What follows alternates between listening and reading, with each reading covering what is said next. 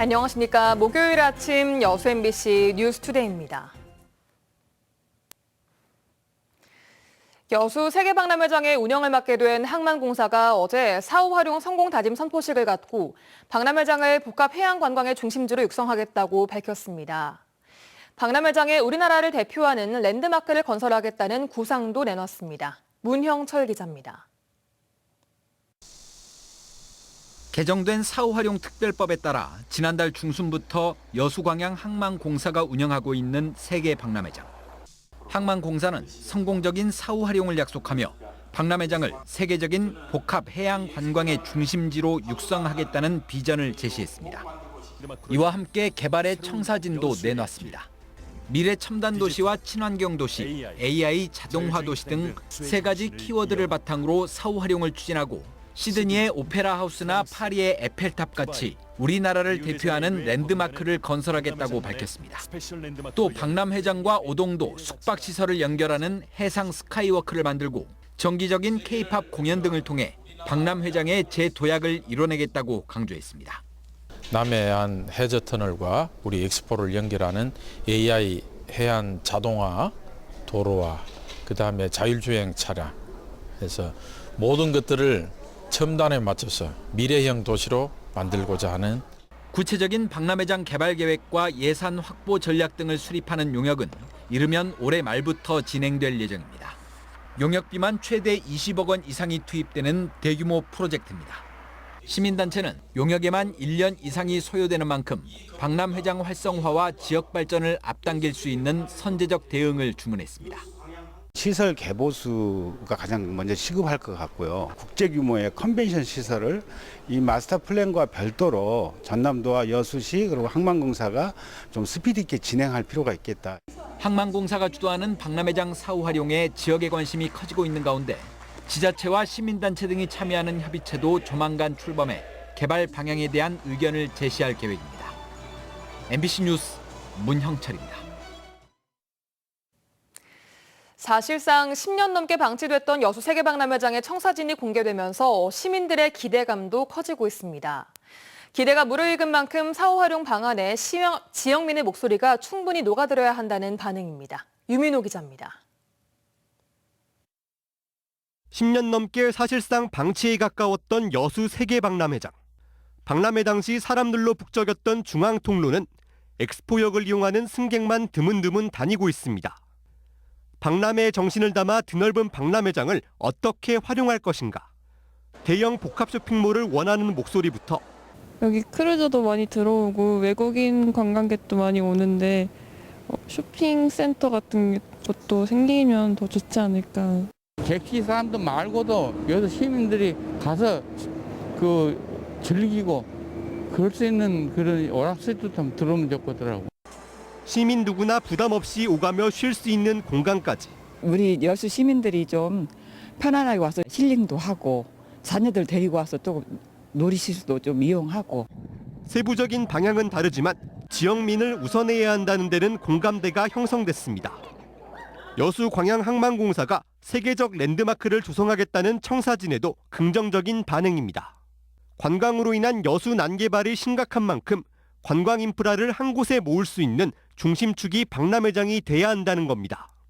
여수를 지칭할 수 있는 그 호국의 역사와 우리 여수하고 이 지역의 관광 볼거리를 함께 알릴 수 있는 그런 커다란 여수 랜드마크를 박람회장에 유치하면은 마지막 금싸라기 땅인 만큼 개발 계획 수립에 신중해야 한다는 시선도 있습니다. 먼저 분석을 해봐야 되지 않을까요? 여론도 한 번씩 들어보고 시민들이나 상가에 일단 1차적인 협조로 인해서 무엇이 들어오며 어떤 이유로 인해서 여수광양 항만공사에서도 무거운 책임감을 가져야 됩니다.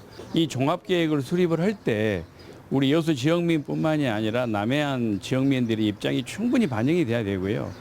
10년간 이어진 박람회장 사후 활용을 둘러싼 논쟁에 피로감을 느끼는 시민들도 많은 만큼 여수광양항만공사가 적극적인 소통에 나서야 한다는 조언도 나왔습니다. 여러 부침을 겪었던 박람회장이 여수를 대표하는 공간으로 다시 도약할 수 있을지 시민들의 기대가 커지고 있습니다. MBC 뉴스 유민호입니다. 고흥군이 지역 관광 활성화를 위해 대규모 관광단지 개발 사업을 적극적으로 추진하고 있습니다. 고흥군은 지난해 말 주식회사 LF와 투자협약을 맺고 2029년까지 2천억 원의 민자를 유치해 저만면 일원의 가치인 고흥 휴양빌리지 조성 사업을 추진하고 있습니다.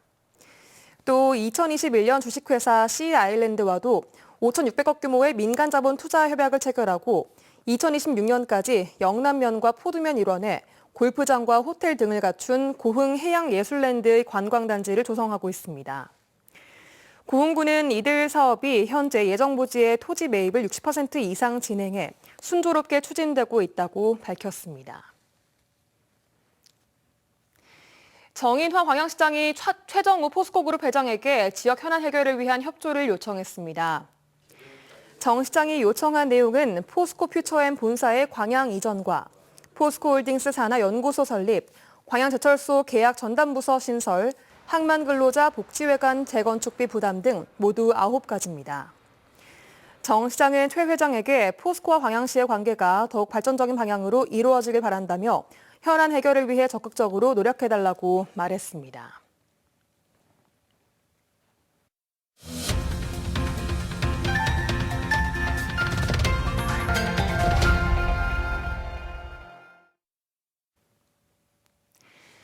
여수 바다를 클래식으로 가득 채울 여수 에코 국제음악제가 오늘 첫 공연을 앞두고 있습니다.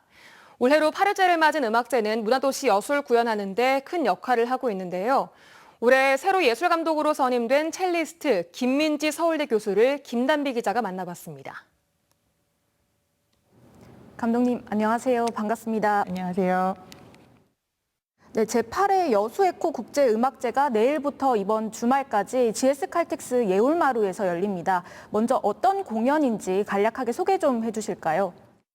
여수 에코 국제음악제는 15일부터 18일까지 4일 동안 개최되는데요. 15일 전야제로 16일 이제 오픈 공연으로서 17일, 18일 이렇게 공연들이 열리게 되어 있고요. 아무래도 이게 8회다 보니까 그동안에 쌓여있던 모든 노하우들과 함께 많은 것들을 준비하고 있습니다. 원래 여수 국제음악제였는데 작년부터 여수 에코 국제음악제로 에코라는 단어가 들어갔거든요. 이런 에코라는 말이 들어가게 된 배경이랑 이런 음악제를 해마다 이게 추진하게 된 계기가 있다면 그 얘기도 좀 해주실까요? 아무래도 요즘 사회에 가장 대두게 되는 게 환경 아닐까요? 뭐 공기도 그렇고 여러 가지로. 그래서 저희 음악제가 그래도 그런 부분에서 조금 더 같은 활동도 하고, 그리고 그 부분에서 같이 저희가 이런 아주 작지만 그런 부분들을 같이 음악제와 같이 활동을 한다면 또 홍보 효과도 있고, 그리고 또 그런 부분에서 많은 분들이 쉽게 그냥 이렇게 들으실 수도 있고, 또 피부로 느끼실 수 있다고 생각이 돼서 그렇게 됐고요. 많은 것들을 준비하고 있다니까 더 궁금해지는데요. 또 올해 새로 예술감독으로 선임이 되셨어요. 첫 공연인 만큼 준비도 많이 하셨을 것 같은데 이번 공연 어떻게 구성을 하셨는지도 얘기를 해주시면 좋을 것 같습니다. 키워드는 관객과 소통이 아닐까 싶습니다. 그래서 프로그램을 아무래도 조금 어렵지만 클래식 음악이라는 게 아무래도 거리감이 있게끔 느껴지실 수 있지만 그래도 그 안에서 흥미로움과 재미를 느끼실 수 있게끔 프로그램을 짜봤습니다. 사실 저도 공연이 좀 보고 싶어서 사전에 공연 일정을 조금 한번 들여다봤거든요. 그러니까 보니까 공연 날짜마다 연주자들이랑 연주곡이 조금 다르게 구성이 됐더라고요. 그 관객들을 위해서 감상 포인트 좀 짚어주실 수 있나요? 16일의 공연은 여수 음악가들과 또 이제 서울에 있는 또 외국에 계시는 국제 음악 모든 음악가들이 모여서 오프닝 콘서트이다 보니까 다 같이 화합한다라는 느낌에 모두가 같이 해서 함께하는 합쳐지는 그리고 화합하는 소리들을 좀 들으실 수 있게끔 챔버 오케스트라로 준비를 했고요. 17일은 실내악. 실내악은 어떻게 보면 음악의 꽃이죠. 어떻게 보면 작은 오케스트라다라고 생각하실 수 있을 정도로 많은 선율과 그것들을 작은 악기들의 화합으로 또 다른 색깔을 들으실 수 있는데 마지막 18일은 첼리스타 공연이고요. 그런 여러 가지의 구성들로 이 챔버 이 음악제를 준비를 했기 때문에 16, 17, 18일 3일 다 오셔도 후회 없다고 생각됩니다. 네, 기대가 많이 되는데요. 감독님, 마지막으로 시민들께 전하고 싶은 말씀 있다면 한마디 해주시죠. 저는 여수 에코 국제음악제가 여수 시민분들과 또 우리 음악가들이 함께하고 그리고 문화가 아무래도 중요한 지금의 이 시대의 포인트가 아닐까 싶습니다. 그래서 저희가 거기에 한 부분을 역할을 조금 할 수 있다면 참 좋겠고 그런 의미에서 많은 관심과 사랑을 부탁드립니다. 네, 감독님, 오늘 인터뷰는 여기까지 듣겠습니다. 오늘 나와주셔서 감사합니다. 경찰의 노조 간부 강경 진압에 굴절차 등 소방 장비가 동원됐다는 여수 MBC 보도 이후 지역 정치권에서도 비판이 나오고 있습니다. 이명석 전남도 의원은 도의회 예산결산특별위원회에서 소방기본법에 따라 소방이 지원할 수 있는 경우는 각종 행사 시 사고에 대비한 활동이라고 말했습니다. 또 소방본부의 예산은 공공복리와 구조활동에 쓰이라고 도의회가 승인하는 것이라며 소방이 경찰과 함께 시위를 탄압하는 데 도움을 준 것은 이치에 맞지 않다고 지적했습니다. 이에 대해 홍영근 전남소방본부장은 공공안녕과 복리를 위해 경찰과 최종 협의해 굴절차를 지원했다며 적극적으로 노조원을 진압한 것은 아니고 단순 지원이었다는 답변을 내놨습니다. 고흥군이 100m의 수직절벽과 주상절리가 아름다운 도화면 지죽도 금강죽봉 주변의 2개 구간 3.5km의 탐방로를 조성합니다. 고흥군은 다도해 해상국립공원 내 지죽도에 금강죽봉 탐방로를 신설하기로 하고 지난 2월부터 연구 용역을 실시했으며 그 결과에 따라 어제 환경부에 국립공원 계획 변경을 신청했다고 밝혔습니다. 금강죽봉은 2021년 국가지정문화재 명승으로 지정됐지만 법정 탐방로가 없어 출입이 통제돼 무단 출입에 따른 민원이 지속적으로 발생해 왔습니다. 우회전 시 일시정지가 의무화됐지만 아직도 제도를 잘 몰라서 지키지 않는 경우가 많습니다. 이런 가운데 예산 문제와 차량 정체 우려 등으로 우회전 신호등을 설치할지 말지 경찰과 지자체의 고민도 커지고 있습니다. 서희령 기자가 보도합니다. 목포도심의 한 교차로. 승용차가 횡단보도 앞에서 멈추지 않고 그대로 우회전합니다. 또 다른 차량은 파란불이 켜진 횡단보도를 보행자가 걷고 있는데도 계속 주행합니다. 우회전 일시정지가 의무화됐지만 이를 지키지 않는 차량은 아직도 많습니다. 이제 상식적으로 알고 있잖아요. 실천을 안 하는 것 같아요. 아직까지는 먼 것 같아요. 목포에 우회전 신호등이 새로 설치된 곳은 아직 없습니다. 대신 일시 멈춤 안내 팻말이 곳곳에 설치됐습니다. 하지만 너무 허술합니다. 우회전 신호등 대신 설치된 안내 팻말입니다. 한 손에 가려질 만큼 크기가 작거나 운전자에게 보이지 않게 부착돼 있습니다. 저런 팻말 생긴 거 알고 계셨어요? 어디 있나요? 적어요? 몰랐어요. 이처럼 안내 팻말은 제 역할을 하지 못하고 있는 상황. 가장 확실하게 우회전 일시정지를 인식하게 하는 방법은 우회전 신호등 설치입니다. 하지만 시범 운영 과정에서 차량 대기 행렬이 늘어나는 역효과가 확인되다 보니 지자체들은 우회전 신호등을 선뜻 설치하지 못하고 있습니다. 지금까지 전남경찰청에 우회전 신호등 설치 희망을 한 시군은 4곳에 불과하고 심지어 강진군과 순천시 등 2개 시군만 도로교통공단 현장 검증을 통과했습니다. 800명 인원이 살고 있고 앞으로 아파트가 2장소가 생기기 때문에 그것 때문에 우리가 이제 이 신호등을 우회전 신호등 지자체들에게는 신호등 설치 비용도 부담입니다. 우회전 신호등 한 대 설치 비용이 수백만 원에 달하다 보니 설치를 꺼리고 있습니다. 우회전 신호등이 필요한 곳이면 이제 부수적인 그런 게 이제 돈이 들어가죠. 그런 비용들이 좀 많이 들죠. 우회전 일시정지 의무화가 된 지 5개월이 지났지만 아직도 곳곳에서 혼란이 계속되고 있습니다. MBC 뉴스 서희령입니다. 명확한 기준도 없이 농사용 전기를 쓰는 농민들에게 많게는 수백만 원의 위약금을 물렸던 한국전력. MBC 보도 이후 한전은 무단 침입, 불분명한 청구 기준 등을 문제를 두고 단속 지침을 개정했습니다. 무엇이 어떻게 바뀌는지 임지은 기자가 정리했습니다. 농가에서 농사용 전기를 쓰는 저온 창고입니다.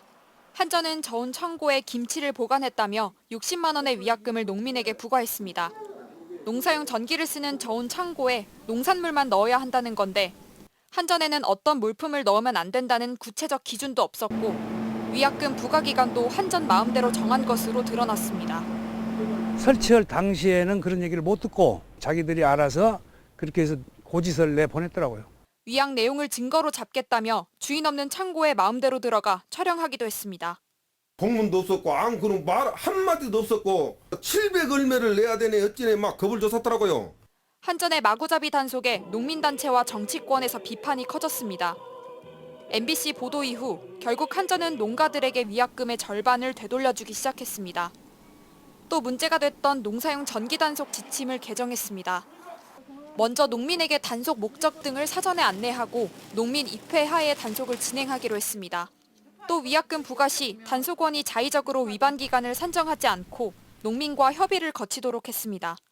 한전은 이와 함께 농사용 전기 사용 체계를 개편하는 논의를 오는 10월까지 마무리하고 최종 개편안을 올해 안에 내놓는다는 계획입니다. MBC 뉴스 임진입니다. 여수시 덕충동 마레 2터널의 통행이 낙석 위험 요소 제거와 훼손 구간 보수를 위해 오는 19일 오전 9시부터 23일 오후 6시까지 전면 통제됩니다. 시는 이번 통제 기간 동안 여수엑스포역 만성리 오천동 방면 통행 차량의 경우 여수엑스포역에서 덕충 IC나 만흥 IC를 거쳐 만성리 해수욕장 방면으로 우회해야 한다고 밝혔습니다. 마레 2터널은 일제강점기인 1926년 건설돼 등록문화재 제116호로 지정됐습니다. 광주와 전남 지역의 지난달 실업률이 전달에 비해 소폭 하락한 것으로 파악됐습니다. 호남 통계청에 따르면 지난달 광주의 실업률은 2.3%로 전달에 비해 0.4%포인트, 전남은 1.4%로 0.2%포인트가 떨어졌습니다. 취업자 수는 광주가 76만 6천 명으로 지난해 같은 기간에 비해 14,000명, 전남은 104만 6천 명으로 10,000명이 늘었습니다. 실업별로는 공공서비스업과 건설업 취업자는 는 반면 음식업과 통신, 금융업 등은 감소한 것으로 조사됐습니다. 여수시가 여름철 자연재해로 인한 인명피해가 발생하지 않도록 세부 대책을 추진합니다. 여수시는 올 여름철 자연재난에 대비해 최근 재난 단계별 대응 대책을 수립하고 오는 10월 15일까지 재난 대책 기간을 운영하는 한편 안전 강화에도 행정력을 집중할 방침입니다. 시는 특히 20개 부서와 소방서, 경찰서 등 관계기관과 협조체계를 구축해 기상 상황별 사전 대비와 비상 단계별 상황 관리에 나설 방침입니다. 광주지방법원은 한전 하청업체 노동자 145명이 낸 근로자 지위 확인 소송에서 45명은 한전에 직접 고용된 것으로 봐야 하고 100명에게는 한전이 고용 의사를 표시하라고 주문했습니다. 재판부는 하청업체가 한전에 구속력 있는 지휘와 명령을 받았다며 파견법상 근로자 파견 관계가 형성됐다고 봐야 한다고 판단했습니다.